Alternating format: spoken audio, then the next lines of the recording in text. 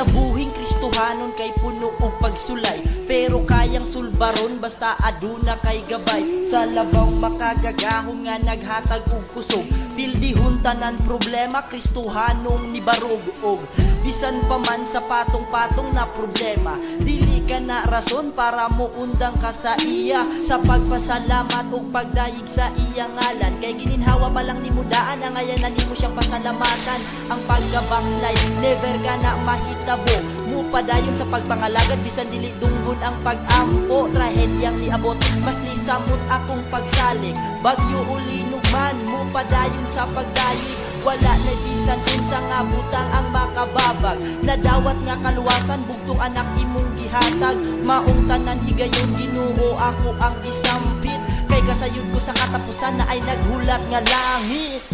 Walay rason nga dili ka na mo simbahon, walay rason nga dili ka pagabayawon, walay rason nga dili ka na mo halaran, pasidunggan, pasalamatan.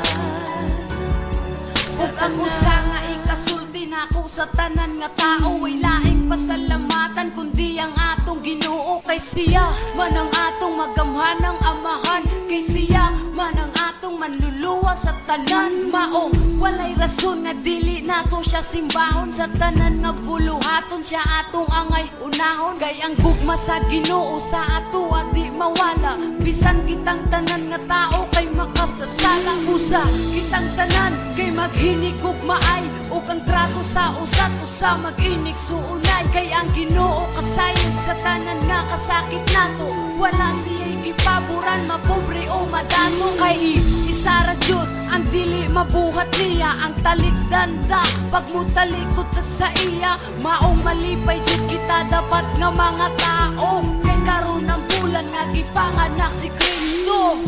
Walay rason nga dili ka na mo simbahon, walay rason nga dili ka pagabayawon, walay rason nga dili ka na mo halaran, pasidunggan, pasalamatan. Sa matag adlaw kinahanglan gyud natong magpasalamat sa tanang mga panghitabo ug sa tanan natong nadawat. Kay nahibaluman kita nga ang tanan kay gikan sa iya, sa halang duntang Ginoo nga mao'y mangluluwas ta sa atong pagpakasala, nga wala ta nagpakabana. Pangutan ng kaugaling kung ang Ginoo nalipay kaha, usa atong huna-hunaon kung unsay angay buhaton. Pagpasalamat ug pagdayeg sa Ginoo walay rason, kay siya man ang nagbugna sa nindutang kalibutan, kabukiran, kadagatan ug sa kalangitan, ug sa atong kinabuhi, sa atong maayong panglawas. Labaw sa tanan sa atong sala nga siya mao ang nagluwas. Walay rason nga di siya daygon, walay rason nga di ta musimba, kay siya man ang tubag sa tanan natong problema. Dili rason na ang problema nga dili kita mo daig sa labaw natong Ginoo. Walay rason nga di ta musali. Walay rason nga dili ka na mo simbahon, walay rason nga dili ka pagabayawon, walay rason nga dili ka na mo halaran, pasidunggan, pasalamatan.